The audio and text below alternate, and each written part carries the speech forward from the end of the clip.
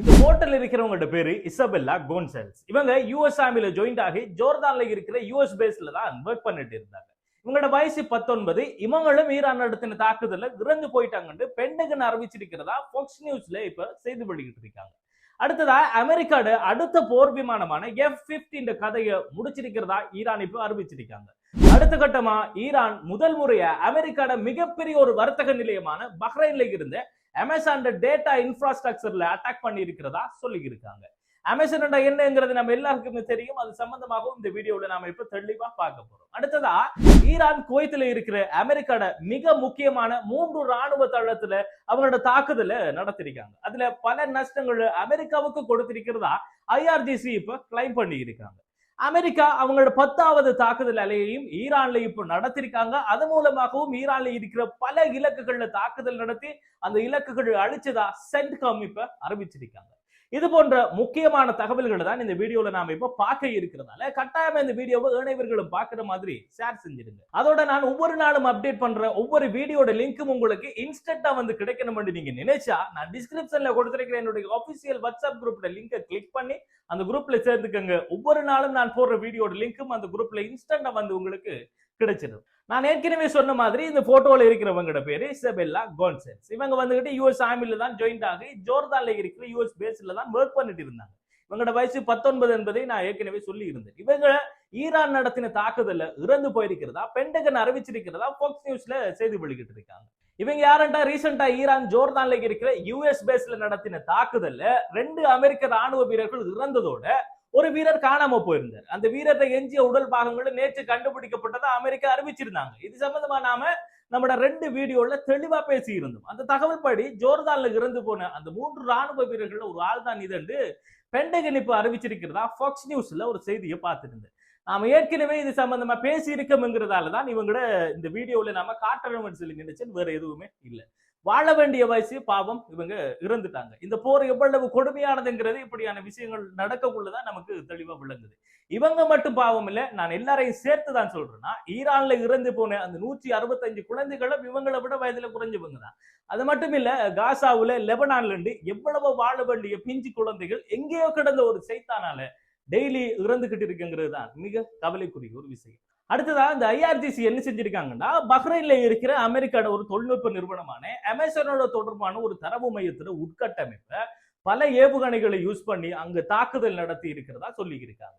இங்க நாம ஒரு முக்கியமான விஷயத்த முதல்ல தெரிஞ்சுக்கணும். அமேசான்ங்கிறது ஆன்லைன்ல பொருட்கள் விற்கிற நிறுவனம் மட்டுமில்ல, அமேசான் வெப் சர்வீஸ் அதாவது AWS ஒரு பெரிய கிளவுட் கம்ப்யூட்டிங் சேவையும் அவங்க வழி நடத்துறாங்க. அது மூலமா அந்த வேர்ல்டு வைடா இருக்கிற கம்பெனிகள்ல இன்டர்நெட் சாஃப்ட்வேர்ஸ் அதோட அவங்களோட இந்த டேட்டா போன்ற பல விஷயங்களை வழிநடத்துற ஒரு சேவையை அவங்க வழங்குறாங்க. IRGC சொன்ன கூற்றுப்படி அவங்க இந்த டேட்டா இன்ஃப்ராஸ்ட்ரக்சர்ல தான் அந்த தாக்குதலை நடத்தினதா கிளைம் பண்ணியிருக்காங்க. இந்த தாக்குதல் எதுக்காக நடத்திருக்காங்கன்னா ஈரான்ல இருந்த டார்கோவின்ங்கிற அணுமின் நிலையத்துல அமெரிக்கா நேத்து நடத்தின வான்வழி தாக்குதலுக்கு பதிலடின்னு தான் சொல்லியிருக்காங்க. இந்த டார்கோவின்ங்கிற அணுமின் நிலையம் முழுசா கட்டி முடியல. அது 2030 கட்டி முடிக்கிற ஒரு ப்ராஜெக்டா இருக்கிறதால இப்பயும் அதுல வந்துட்டு இந்த கட்டுமான வேலைகள் நடந்துகிட்டே இருக்கிற ஒரு வேலைத்தளமா தான் இது இருந்திருக்கு.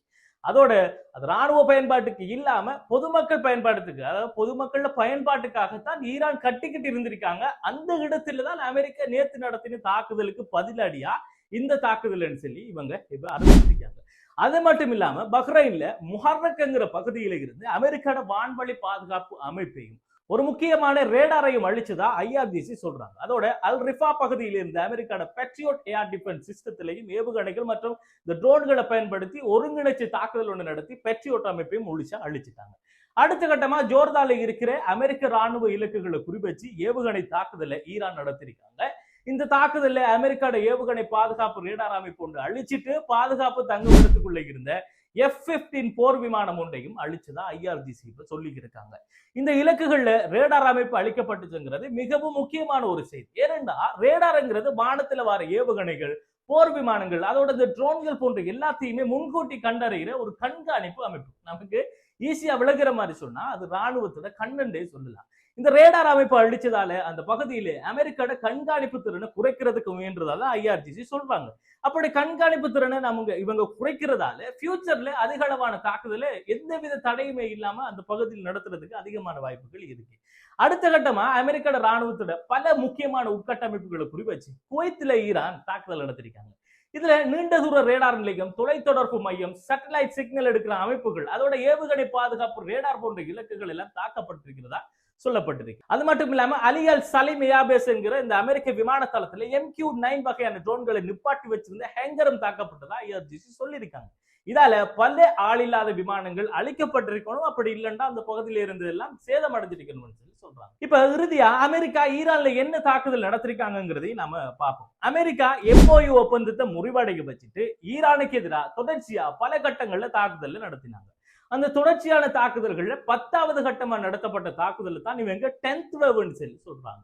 இந்த தாக்குதல்களால ஈரான் பல்வேறு முக்கியமான இலக்குகளை குறிவச்சு, அதாவது இந்த ராணுவ உட்கட்டமைப்புகள்ங்கிறது மட்டும் இல்லாம ரயில் நிலையங்கள், மின்சார அமைப்புகள், தொலைத்தொடர்பு வலைப்பின்னர்கள், அடுத்ததா இந்த குடிநீர் வசதிகள், பாலங்கள், மருத்துவமனைகள், விமான நிலையங்கள் என்று எல்லா பொதுமக்கள் பயன்படுத்துற இன்ஃப்ராஸ்ட்ரக்சர்களையும் அமெரிக்கா தாக்கி இருக்காங்க. அதே போலதான் இன்றைக்கும் ஈரான்ல 10வது முறையா அவங்களோட தாக்குதலை நடத்திருக்காங்க. அமெரிக்கா ஈரான்ல இருக்கிற பொதுமக்கள் பயன்படுத்துற இந்த இன்ஃப்ராஸ்ட்ரக்சர்கள்ல தாக்குதல் நடத்தினதுக்கு பிறகுதான் ஈரான் இப்ப அமெரிக்காவோட வர்த்தக பயன்பாட்டுக்கு பயன்படுத்தப்பட்ட சொத்துக்களையும் அவங்களோட தாக்குதலை நடத்த ஆரம்பிச்சிருக்காங்க. ஆரம்பத்தில இருந்தே நாங்க வர்த்தக இலக்குகளை குறிவைப்போம் சொல்லிக்கிட்டே வந்தாங்க. ஆனா இப்பதான் ஈரான் என்ன செஞ்சிருக்காங்கன்னா அது மேல கையை வச்சிருக்காங்க. இதுக்கு உதாரணமா நாம இப்ப நடந்து முடிச்சிருக்கிற அமேசான் தாக்குதல் சொல்லி சொல்லலாம். இது மட்டும்தான் வர்த்தக இலக்கா இருக்குமா, இல்ல இன்னும் பல இலக்குகள் ஈரானுக்கு இருக்குமாங்கிறத நாம பொறுத்திருந்து தான் பார்க்கணும். அடுத்த கட்டமா அமெரிக்கா எடுக்கிற முடிவை பொறுத்து தான் இந்த முடிவு எல்லாம் இருக்கு. இவ்வளவு தான் இன்றைய நாள்ல அமெரிக்காவுக்கு ஈரானுக்கு இடையில் நடந்த போர் நிலவரங்கள் தொடர்பான புதிய செய்திகள். மேலும் இது தொடர்பான புதிய அப்டேட்டுகள் வரக்குள்ள அது எல்லாத்தையுமே தொகுத்தெடுத்து உங்ககிட்ட கொண்டு வந்து சேர்க்கிறதுக்கு நான் தயாராக இருக்கிறதால மறந்துடாம என்னுடைய இந்த ஹசன் கேலரி எனப்படுகிற இந்த யூடியூப் சேனல் சப்ஸ்கிரைப் பண்ணி வச்சுக்கோங்க. மத்திய கிழக்கில் நடக்கிற ஒவ்வொரு புதிய தகவல்களையும் உங்களுக்கு கண்ணெதிரில் கொண்டு வந்து சேர்க்கிறதுக்கு நான் கேரண்டி. அதோட இந்த வீடியோ தொடர்பான உங்களுடைய ஆழமான கருத்துக்களையும் இந்த வீடியோட கமெண்ட் பாக்ஸ்ல தவறாம சொல்லிட்டு, இந்த வீடியோ உங்களுக்கு பிடிச்சிருந்தா இதை லைக் பண்ணிட்டு இளைஞர்களும் பார்க்குற மாதிரி இந்த வீடியோவை கட்டாயமா ஷேர் பண்ணிடுங்க. அது மட்டும் இல்லாம நான் போடுற ஒவ்வொரு வீடியோவும் உங்களுக்கு இன்ஸ்டன்டா வந்து கிடைக்கணும்னு சொல்லி நீங்க நினைச்சா டிஸ்கிரிப்ஷன்ல நான் கொடுத்திருக்கிற என்னுடைய அபிஷியல் வாட்ஸ்அப் குரூப்போட லிங்கை கிளிக் பண்ணி அந்த குரூப்ல சேர்த்துக்கங்க. நான் போடுற ஒவ்வொரு வீடியோட லிங்கும் இன்ஸ்டன்டா உங்களுக்கிட்டே வந்து கிடைச்சிடும்ங்கிறத சொல்லிட்டு இந்த வீடியோல இருந்து விடைபெறுவது அப்துல் லத்தீப் ஹசன் நிஸ்பி.